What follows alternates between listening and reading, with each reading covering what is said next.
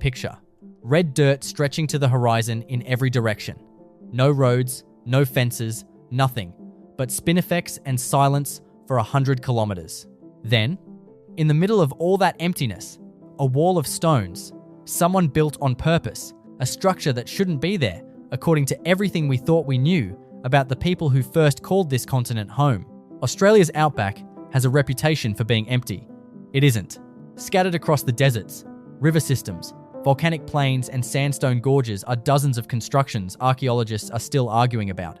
Some are older than Stonehenge. One might be older than the pyramids. These aren't ruins from some lost civilization that vanished without a trace. The people who made them are still here. Their descendants still hold the stories. But the engineering, the precision, the sheer scale of some of these sites keeps raising a question mainstream history has been slow to answer. Just how advanced were the societies living on this continent tens of thousands of years before anyone in Europe laid a single stone at Stonehenge? Today we're counting down 12 structures across the Australian outback that continue to baffle archaeologists and rewrite the deep history of this continent. Some you've probably never heard of. A few are protected so carefully that getting close requires permission from the traditional owners. Let's start the countdown. Number 1. The Brewarrina fish traps on the Barwon River in New South Wales. If you stood on the riverbank at Brewarrina in outback New South Wales and looked into the water, you'd see what looks at first like a random scatter of rocks. It isn't. It's a teardrop-shaped network of stone weirs and holding pens stretching across nearly 2 kilometers of riverbed, engineered to survive both flood and drought to this day. According to the Njemba people, the traps were designed by the ancestral being Bayame, who threw his net across the river and showed his 2 sons how to drop stones into the shape it left behind. The structure herds fish into holding ponds as they swim upstream during seasonal migrations, where they could be caught by hand or speared. High flow, low flow, drought, flood. The dry stone walls hold their shape regardless. Archaeologists have struggled to pin down an exact age. Some estimates put the traps at around 3,000 years old. Others, including technologist Genevieve Bell, have argued they could be among the oldest human-made structures on Earth, with estimates stretching past 40,000 years. Stone tools don't carbon date, and the traps have been rebuilt and maintained for generations, so certainty is hard to come by. What's clear is that Baime's Ngunhu shows a level of hydrological understanding that took European engineers far longer to develop independently. The traps were also a meeting ground. Up to 10 language groups, including the Wiradjuri, the Kamilaroi, and the Barkinji, gathered here to share the catch, trade goods, and hold ceremonies. A fish trap, in other words, was never just a fish trap. It was the centre of a social and economic network stretching across the river systems of inland Australia. If a stone structure can be this sophisticated for catching dinner, what happens when ancient builders set their sights on something even bigger? Number 2. The Budj Bim eel, traps, and stone channels of southwestern Victoria. Travel south to the volcanic plains around Lake Condah, and you'll find something even more startling. Budj Bim is a network of channels, weirs, and dams built by the Gunditjmara people to farm short-finned eels, an aquaculture system researchers believe is among the oldest in the world. The channels were cut into hardened lava flow, directing water and eels into holding ponds where they could be harvested, smoked, and stored for trade. Stone-walled circular foundations nearby mark where permanent dwellings once stood, evidence against the old assumption that Aboriginal Australians lived purely as nomadic hunter-gatherers. Research from Deakin University places construction at this site between 6,000 and 8,000 years ago at minimum, with some channels showing evidence of use stretching back further still. That predates the pyramids of Giza by a wide margin, putting Budj Bim among the earliest known aquaculture systems on the planet. In 2019, UNESCO recognised Budj Bim as a World Heritage Site, the first in Australia listed purely for Aboriginal cultural value, rather than natural scenery, after decades of Gunditjmara elders and researchers documenting a system so engineered that early colonial surveyors mistook it for a natural feature. This isn't one trap, it's dozens of kilometres of channels and weirs, a managed wetland that doesn't match the outdated textbook image of the wandering hunter-gatherer. So if permanent stone villages existed in Victoria thousands of years ago, what does that mean for the rest of the continent? Number 3. the stone circle at Wurdi Youang near Geelong. On a quiet hillside outside Geelong sits an egg-shaped ring of roughly 100 basalt stones, each wedged into the soil with smaller trigger stones for support. At first glance, it resembles the megalithic stone circles of the British Isles, though the people and reasons behind it are entirely different. What's drawn the most attention is the alignment. The longest axis points roughly toward the setting sun at the solstices, and astronomer Dwayne Hamaker, who has spent years studying Aboriginal astronomy, has argued the layout may have functioned as a solar calendar. Others urge caution, noting that with enough stones in a circle, some solar alignment is statistically inevitable, and that the ceremonial purpose, described in oral tradition, may matter more than any astronomical function. The site is associated with the Budj people, and its full significance remains something outsiders aren't in a position to fully explain. What nobody disputes is the deliberate construction. Each stone was placed by hand, embedded in a configuration that has held for an estimated several thousand years on a continent where most assume nothing was built to last beyond a single generation. Wurdi Youang quietly demolishes that assumption every day it remains standing. Victoria isn't the only place where stones were arranged with this kind of precision. Head west, and the scale gets even harder to explain. Number 4. The standing stones of the Burrup Peninsula in Western Australia. The Burrup Peninsula, known to its traditional owners as Murujuga, holds more than 1 million engraved images, one of the largest concentrations of rock art on the planet. Hidden among them are nearly 100 standing stones at a single site, the largest cluster recorded anywhere in Australia. These stones were deliberately set upright, in patterns researchers believe relate to thalu sites, ceremonial places connected to the regeneration of plant and animal species the local Ngarluma and Yaburara peoples depended on for survival, suggesting ecological knowledge encoded directly into the landscape. Dating the engravings has proven extraordinarily difficult, with estimates for the oldest images ranging from 20,000 to 50,000 years, based on now extinct megafauna depicted in some carvings. If the upper estimates hold, Murujuga is potentially one of the oldest continuously used ceremonial landscapes on Earth. The site has also become a conservation battleground, with industrial gas facilities now close enough that researchers worry about emissions degrading rock that survived tens of thousands of years of weather, but might not survive a century of heavy industry. If a single peninsula can hold 1 million ancient images and 100 standing stones, you have to wonder what else is sitting undiscovered out in the desert interior, far from any road. Number 5. The mysterious stone walls of the New South Wales high country. Deep in remote bushland in the high country of New South Wales, hikers and surveyors have documented something genuinely strange. Long stone walls running through terrain that makes no sense for a fence line. One wall begins at a stone arrangement on a ridge crest, runs 50 meters, stops, and is mirrored by a second offset wall, before a third picks up across a gorge entirely. Functionally, these walls fail every practical test. They don't follow colonial-era property boundaries, wouldn't hold livestock, and don't trace a logical path for managing water or game. What they do mirror is a set of stone lines laid east to west atop the same ridge, suggesting the layout itself was the point. The leading explanation among researchers who've examined sites like this is ceremonial, connected to songlines and creation stories that mark the landscape in ways outsiders rarely notice. The precise meaning remains something only the local custodians can speak to, and in many cases that knowledge is restricted, shared only within community. Walls that mirror each other across a gorge, lines that echo other lines on a distant ridge. Somebody planned this with intention, spanning an entire landscape, not just a single clearing. The high country isn't finished giving up secrets. Further inland, the deserts hold structures studied for decades, with conclusions still unsettled. Number 6. The Carisbrook and Lake Bolac stone arrangements of Western Victoria. Western Victoria is one of the richest regions in the country for large-scale stone arrangements, and 2 of the most studied sit near Carisbrook and Lake Bolac. Unlike Wurdi Youang's tidy oval, these sites feature sprawling configurations whose exact purpose has resisted easy explanation since colonial surveyors first documented them in the 19th century. Researchers cataloguing arrangements across the state note the patterns generally fall into 2 categories: sites connected to creation stories from the dreaming, and sites that functioned as markers for other sacred places.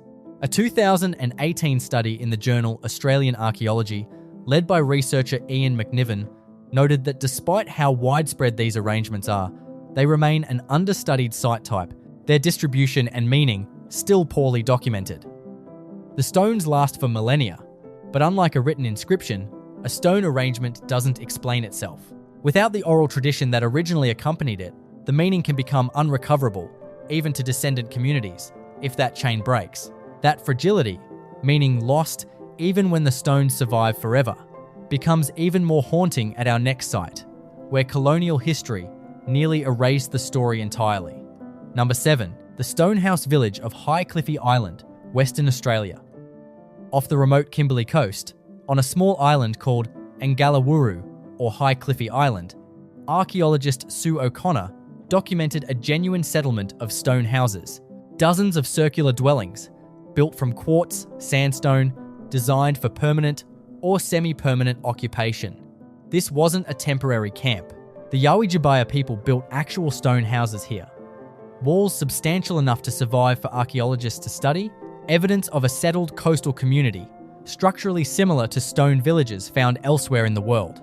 The significance lies in what it dismantles. For generations, the dominant narrative taught in Australian schools held that Aboriginal peoples were universally nomadic, building nothing permanent. High Cliffy Island, along with the Stonehouse remains near Lake Condah, where researcher Heather Buleth documented over 100 dwellings, proves that narrative was wrong for entire regions. The island's remoteness has worked in its favour, limiting disturbance and allowing researchers to study real architectural knowledge. Wall thickness calculated for wind resistance, doorways oriented away from prevailing weather, foundations built for a coastal climate. If permanent stone architecture existed on a remote island off the Kimberley coast, what was happening at the absolute centre of the continent, far from any coastline, in the driest country on Earth? Number 8. The sandstone formations and standing stones of Rainbow Valley, Northern Territory. South of Alice Springs, the sandstone bluffs of Rainbow Valley rise out of the desert in layered bands of red, orange, and white, shaped over millions of years by erosion. Scattered around the cliffs are smaller stone arrangements that researchers and traditional owners identify as deliberately placed, easy to miss if you don't know what you're looking at. The challenge with sites like Rainbow Valley is separating natural formation from human modification, in an environment where wind and water have spent millennia sculpting rock into shapes that already look architectural. Some formations early explorers assumed were artificial turned out to be natural. Others, dismissed as coincidence, were later confirmed through closer study and consultation with traditional custodians as genuinely human-made. This uncertainty is exactly why Rainbow Valley keeps appearing in discussions of Australia's most debated sites, sitting at the intersection of two mysteries: deep time and the harder question of which elements carry human intention. For the Aranda people whose country this is, the distinction between natural and constructed may matter less than the broader understanding that every formation and waterhole carries meaning connected to ancestral beings and creation stories that long predate any framework archaeology brings. Nowhere in Australia makes that tension more visible than the rock walls rising from the desert near Wilpena Pound. Number 9. The amphitheatre walls and rock art sites of Wilpena Pound, South Australia. Wilpena Pound, known to the Adnyamathanha people as Ikara, is a natural amphitheatre of mountains in the Flinders Ranges, its scale visible even from space. The pound is a product of geological folding over hundreds of millions of years, but the surrounding gorges and rock shelters hold some of the oldest documented sites of continuous human habitation on the continent. Excavation at nearby sites has uncovered evidence of human occupation stretching back tens of thousands of years, alongside rock art galleries where newer images sit painted over older, faded ones, giving researchers a rare timeline of changing practice in a single location.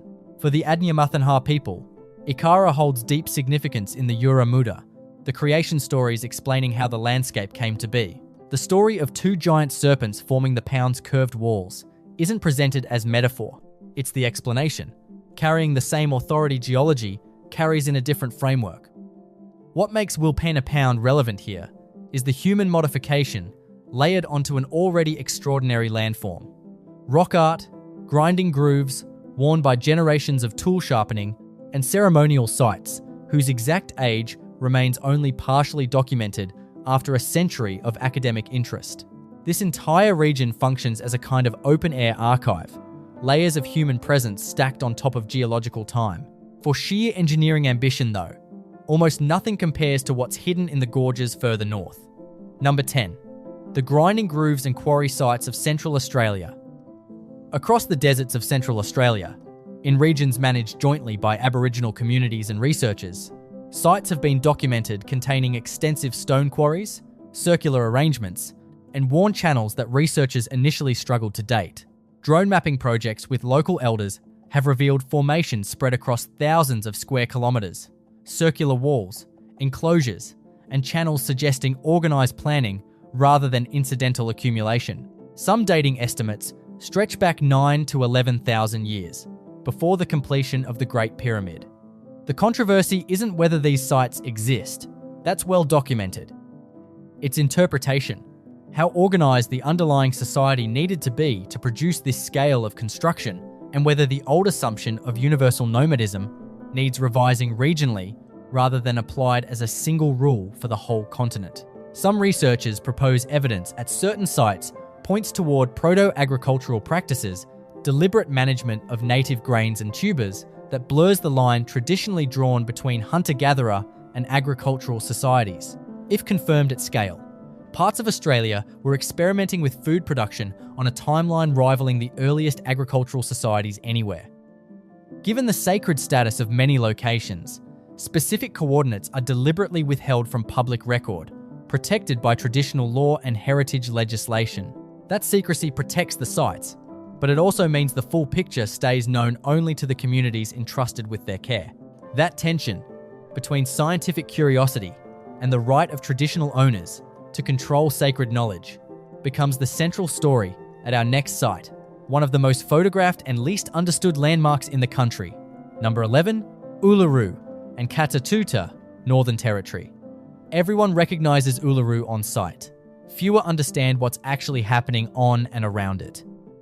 Geologically, it's the exposed tip of an enormous slab of sedimentary rock extending kilometres beneath the desert, hundreds of millions of years old. But the rock face carries something else too, an extraordinary density of rock art, modified surfaces, and carved waterholes, representing one of the most concentrated records of human interaction with a single landform on the planet. For the Anangu people, Uluru is not a backdrop. Every fissure, cave, and waterhole connects to a specific Tjukurpa, ancestral lore and creation narrative explaining how the formation came to be and what behaviour is required of visitors. Caves around the base hold rock art layered across generations, some panels repainted as part of ongoing ceremonial obligation rather than abandoned once finished, which complicates straightforward dating. Nearby, the domed formations of Kata Tjuta hold their own body of restricted knowledge, governed by gender-specific law within Anangu culture and simply not shared outside the community, regardless of researcher credentials. That isn't a gap in the record waiting to be filled. It's a deliberate boundary that predates and will outlast any single research project. The mystery here isn't about missing data the way it is at other sites on this list. It's about the limits of what outside observation can ever access.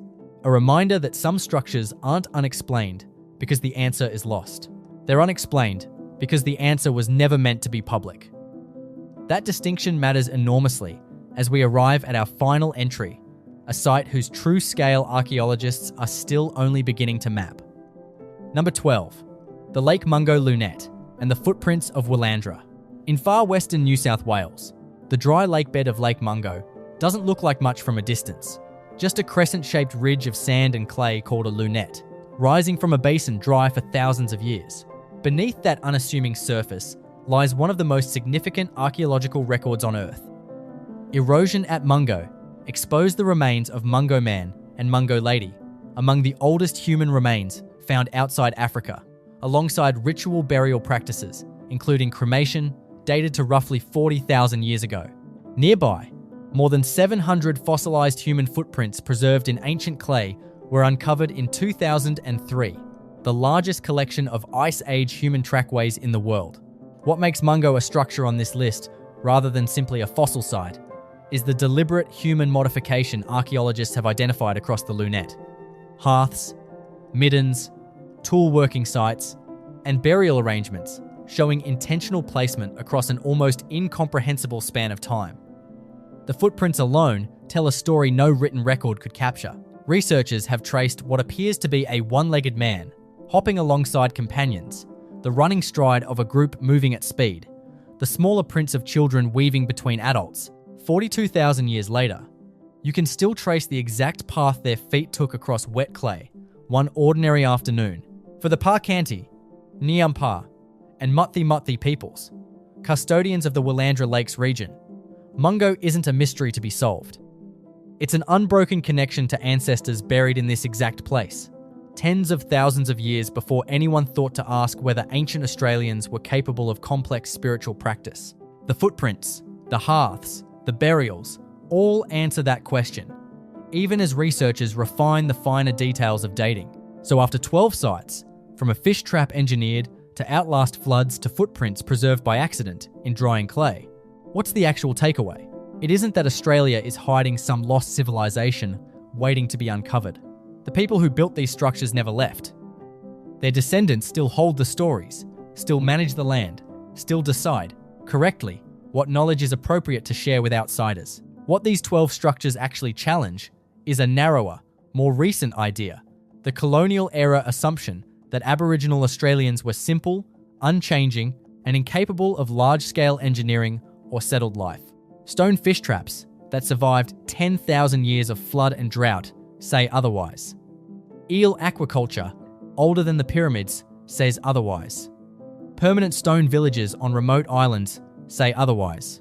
Every structure here is evidence against an idea that should have been abandoned long ago.